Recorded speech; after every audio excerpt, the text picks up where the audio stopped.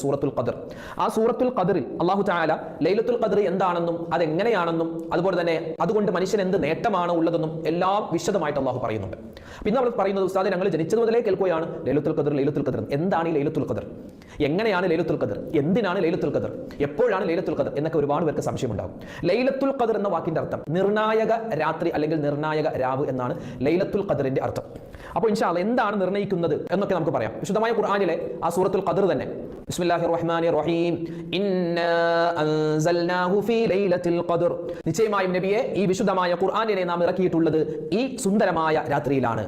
അതുപോലെ വമാ അദ്റാക മാ ലൈലത്തുൽ ഖദർ, എന്താണ് ലൈലത്തുൽ ഖദർ എന്ന് താങ്കൾക്ക് അറിയാമോ? ലൈലത്തുൽ ഖദർ ഖൈറും മിൻ അൽഫി ഷഹർ, 1000 മാസത്തേക്കാൾ ശ്രേഷ്ഠതയുള്ള ഒരു രാത്രിയാണ് ലൈലത്തുൽ ഖദർ. 1000 മാസം, അതായത് ഏകദേശം ഒരു കണക്ക് കൂട്ടം, 1000 മാസത്തിന്റെ ശ്രേഷ്ഠത എന്ന് മാത്രമല്ല 1000 മാസത്തേക്കാൾ എന്നാണ്. അതായത് ചിലപ്പോൾ 1000 മാസം ആവാം, 2000 ആവാം, 3000 ആവാം, 1,00,000 ആവാം. അള്ളാഹു അല്ല തരുന്നത്, അതുകൊണ്ട് കയ്യും കണക്കും ഉണ്ടാവില്ല.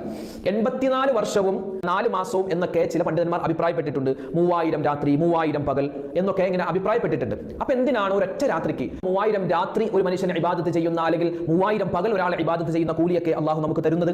അത് വേറെ ഒന്നുമല്ല. ഇതൊക്കെ നിങ്ങൾക്ക് അറിയാവുന്ന കാര്യമാണ്, ഞാൻ ഓടിച്ച് പറയുക.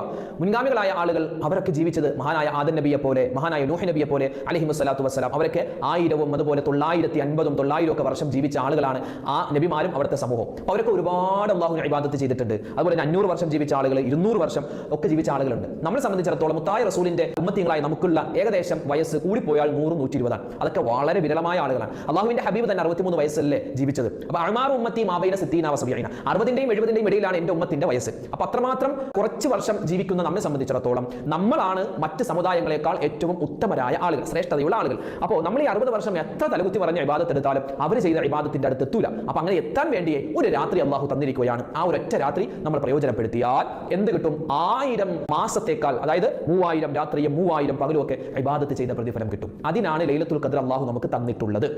ഇനി എന്നാണ് ലൈലത്തുൽ ഖദർ? അതാണ് ഒരുപാട് പേർക്ക് അറിയേണ്ടത്. ലൈലത്തുൽ ഖദർ സംഭവം ശരിയാണ്, ഞങ്ങൾ ഇബാദത്ത് ചെയ്തോളാം ഉസ്താദേ, ഓക്കെ. പക്ഷേ എന്നാണ് ലൈലത്തുൽ ഖദർ? അത് എന്നാണെന്ന് നബി തങ്ങൾ നമുക്ക് കൃത്യമായി അറിയിച്ചു തന്നിട്ടില്ല. അങ്ങനെ കൃത്യമായി അറിയിച്ചു തന്നിരുന്നെങ്കിൽ 11 മാസവും നമ്മൾ എന്ത് ചെയ്യില്ല? പള്ളി പോലും കയറൂല, നിസ്കരിക്കൂല, നോമ്പ് പിടിക്കൂല. ആ ഒരൊറ്റ രാത്രി വന്ന് എല്ലാം കൂടി പള്ളിയിൽ വന്ന് ഇബാദത്തായിട്ട് കഴിഞ്ഞുകൂടും.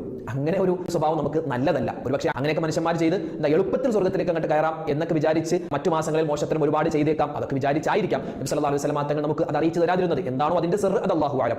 അപ്പോൾ ഈ 84 വർഷവും 4 മാസവും അഥവാ 3000 രാത്രി 3000 പകൽ ഇബാദത്ത് ചെയ്ത പ്രതിഫലം കിട്ടുന്ന ലൈലത്തുൽ ഖദർ എന്നാണ് എന്നൊരാൾ ചോദിച്ചാൽ അതിന് മറുപടി പറയാൻ നമുക്ക് 2-3 ഹദീസുകളുണ്ട്. ഈ ലൈലത്തുൽ ഖദർ എന്ന് പറഞ്ഞാൽ 4 പ്രകാശങ്ങളുടെ സമന്വയമാണ്. ആകാശ ഭൂമികളുടെ പ്രകാശമായ അള്ളാഹുവിൽ നിന്നും പ്രകാശം കൊണ്ട് സൃഷ്ടിക്കപ്പെട്ട ജിബ്രീൽ എന്ന മലക്ക് വഴി, അതാ